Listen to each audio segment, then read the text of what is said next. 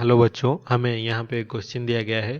चलो इस क्वेश्चन को हम एक बार रीड करते हैं। So the question says in A short put event an athlete throws the shot put off mass 20 kilogram with initial speed of 2 meter per second at 45 degree from a height 3 meter above the ground।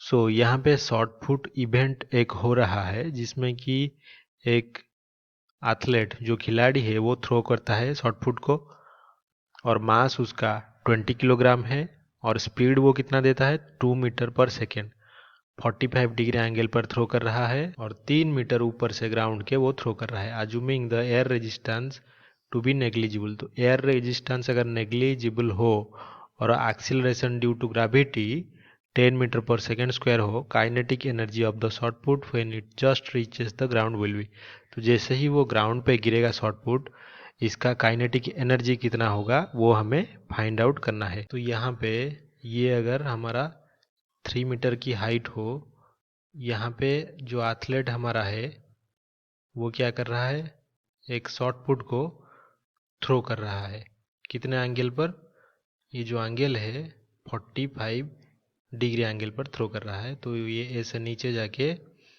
आके ground पे कहीं पे गिरेगा, तो kinetic energy यहाँ पे ground पे हमें फाइंड आउट करना है कितना होगा। इस शॉर्ट पुट का वेट कितना है 20 किलोग्राम और इनिशियल वेलोसिटी जो u है वो कितना है 2 मीटर पर सेकेंड। तो पहले जब हमने शॉर्ट पुट को थ्रो किया उसका काइनेटिक एनर्जी इनिशियल कितना होगा, हाफ इंटू मास कितना है m इंटू वी स्क्वायर यानी कि वेलोसिटी u स्क्वायर, तो ये हो जाएगा हाफ m यहाँ पे कितना है 20 इंटू u वेलोसिटी 2 का स्क्वायर, तो ये हो जाएगा 10 इंटू 4 यानी कि 40 जूल। तो यहाँ पे क्योंकि हाइट हमारा जो h है वो 3 मीटर का है, तो पोटेंशियल एनर्जी जो इनिशियल अगर हम फाइंड आउट करें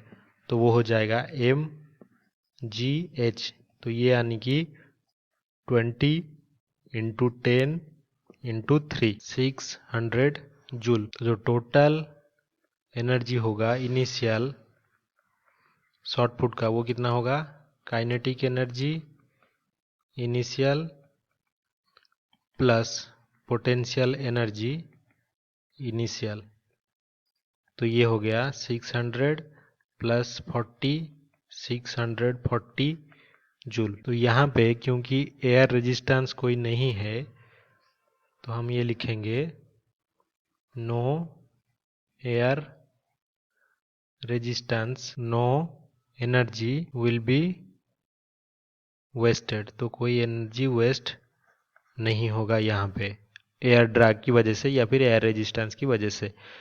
तो इसका जो ग्राउंड पे रीच करने पर काइनेटिक एनर्जी होगा वो टोटल एनर्जी के साथ इक्वल होगा।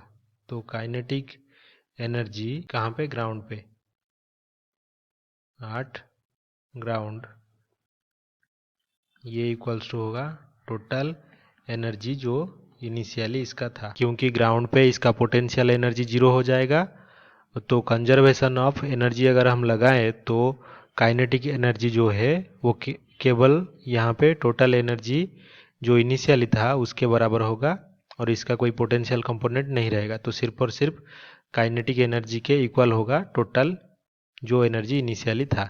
तो ये कितना था 640 जूल।